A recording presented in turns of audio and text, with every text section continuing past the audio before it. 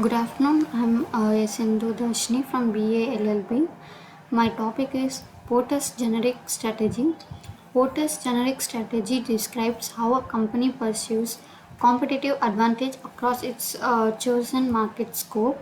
Porter identified four generic strategies that can be used to both classify company behavior and drive company behavior. They are all around gaining competitive advantages. The four strategies are called cost leadership strategy, differentiation strategy, cost focus strategy, and differentiation focus strategy. Cost focus cost leadership strategy. When a firm chooses cost leadership as a strategy, they will focus on reducing the cost to deliver the products or services to a customer, ensuring they are more profitable and thus can add shareholder value or invest in other parts of the business. The limitations of cost leadership strategies are, since other firms can also reduce the cost, the sustainability for a longer period of time becomes harder. There might also be a disruption in technology where there can be leapfrogging activities that can bypass some of the activities which may intervene the firms that were producing the products cost effectively. While some firms may follow a focus strategy and can target a narrow market, as a result of which they may be able to achieve an even lower cost products within their segment. They may obtain a significant market share as a group. A firm needs to understand that the same cost leadership strategy is imitatable and their competitors can also reduce the cost of the products. Some organizations build cost leadership strategy by having high level of expertise in process that they are providing. Low cost airlines are best examples of this process. Some organizations drive down cost by efficient distribution channels. Dell Firms like Dell, Coke, Walmart are best examples of this method, and all of the above mentioned methods are done with a view to reduce the cost of the delivering a product or service to the customer. So, some examples of cost leadership strategy are Deccan Southwest Airlines, McDonald's, Walmart and Tesco, uh, Unilever, Motorola, and Indian software companies with low cost development. The second strategy is differentiation.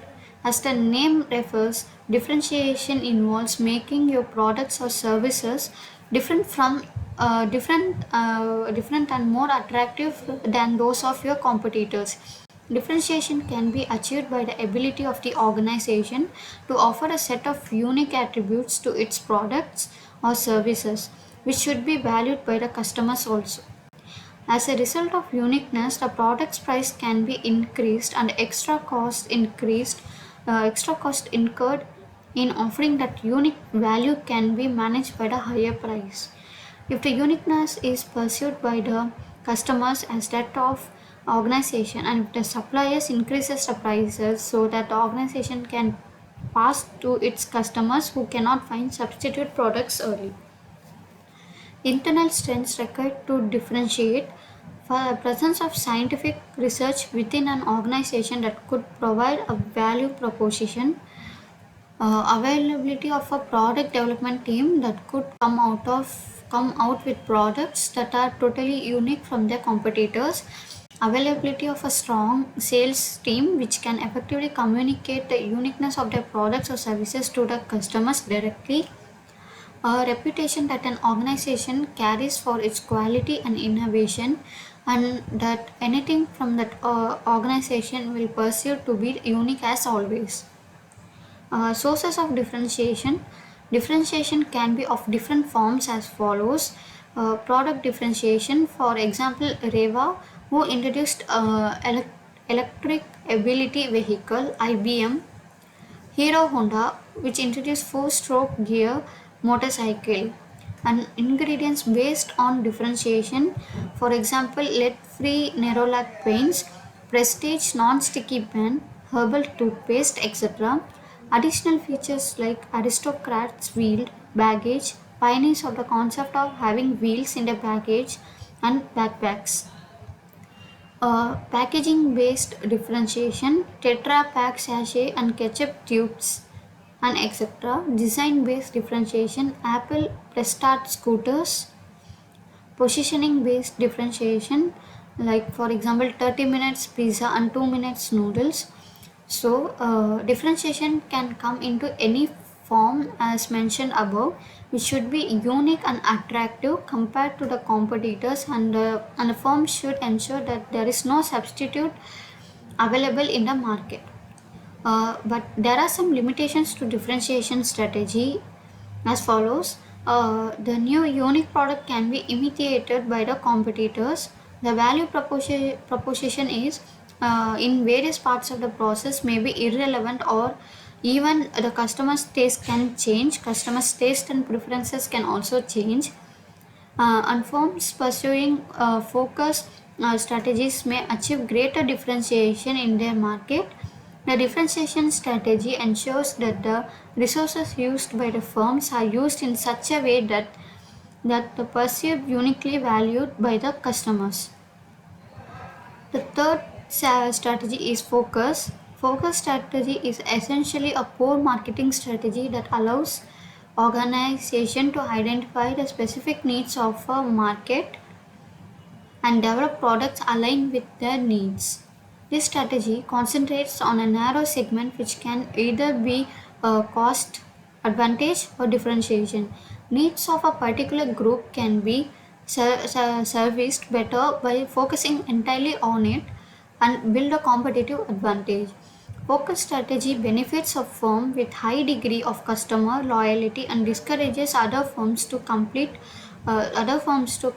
directly since the target is narrow. So, and firms which follows differentiation focus strategy may be able to pass higher cost too. So, customers, since substitute products are not available in the market, like bargaining power can be reduced. Since the products are developed to a narrow market, they can be developed with full of efficiency. Strengths of focus strategy, since the target is to a narrow market, the narrow market and the segment is big enough to be profitable. Size of the segment is small enough to be of secondary interest to the larger rivals. It has a good growth potential. It is less vulnerable to substitute. No other competitors are not concentrating on the segment because it is a narrow market. Examples of focus strategies are uh, companies like automobile companies like Ferrari and Rolls Royce are narrow and differentiated, and GE Aerospace are narrow and differentiated. Body shop, play schools, service apartments, call taxis, and other firms which are narrow, differentiated, low cost focus strategy, and cost based strategy. Limitations of focus strategy are competitors who are waiting for the firm to succeed or fail may get attracted. For example, Domino's pizza delivery. Larger firms may try to take over seeking to fill out a portfolio.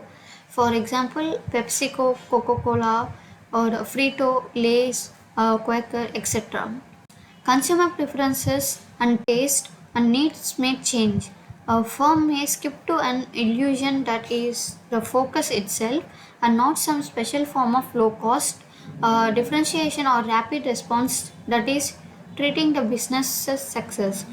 A competitor may find a smaller segment within the target segment and thus outfocus the focuses.